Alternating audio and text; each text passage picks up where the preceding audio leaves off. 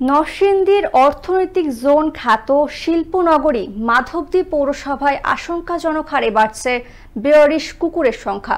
এতে করে পথচারী থেকে শুরু করে স্কুল কলেজের শিক্ষার্থীদের সব সময় আতঙ্ক নিয়ে চলাচল করতে হয়। যে হারে কুকুর বাড়ছে তা অব্যাহত থাকলে খুব শীঘ্রই মাধবদী পৌরসভা কুকুরের নগরীর খেতাব অর্জন করবে বলে ধারণা করছেন স্থানীয় সচেতন মহল। নরসিংদী থেকে মনিরুজ্জামানের পাঠানো তথ্য ও ছবিতে বিস্তারিত জানাচ্ছেন সাদিয়া রহমান। কুকুর অত্যন্ত প্রভুভক্ত এবং উপকারী প্রাণী, কিন্তু অনিয়ন্ত্রিতভাবে কুকুরের বংশবিস্তার বেড়ে গেলে অধিকাংশ সময় তা স্বাস্থ্য ঝুঁকির কারণ হয়ে দাঁড়ায়। নরসিংদীতে মাধবদী পৌরসভার বাজার থেকে শুরু করে বিভিন্ন পাড়া মহল্লার অলিগলি এখন বেওয়ারিশ কুকুরের দখলে। এসব কুকুর অধিকাংশ সময় পথচারী শিশু ও স্কুল কলেজ পড়ুয়া শিক্ষার্থীদের উপর হামলা চালানোর পাশাপাশি খাবারের খোঁজে বাড়ি ঘরে হামলা চালায়। কুকুরের ভয়ে আমরা কলেজে ঠিকমতো আসা যাওয়া করতে পারি না। 14 বছর হয়ে গেছে আর কোনো মারে টারে না। কুকুরের জন্য অনেক ভয় করি।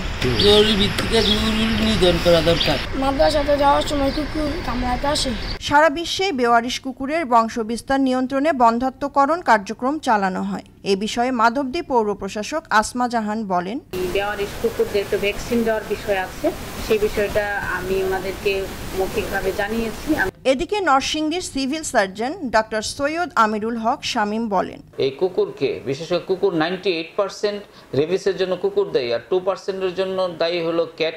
অপরদিকে নরসিংদী জেলার প্রাণী সম্পদ কর্মকর্তা ডক্টর সাইফুল ইসলাম বলেন, কল্যাণে একটা আইন আছে। এখন আমরা একসময় কুকুর নিধনের কথা বলতাম, এখন কিন্তু আমরা আর কুকুর নিধনের কথা বলতে পারি না। পৌর মেয়রের মাধ্যমে যদি এই উদ্যোগটা গ্রহণ করা হয়, সেই ক্ষেত্রে কিন্তু এলাকাবাসী বেশি উপকৃত হবে।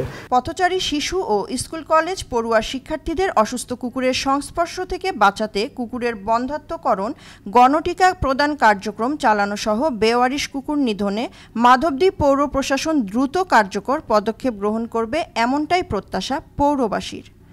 সাদিয়া রহমান, আনন্দ টিভি, ন্যাশনাল ডেস্ক।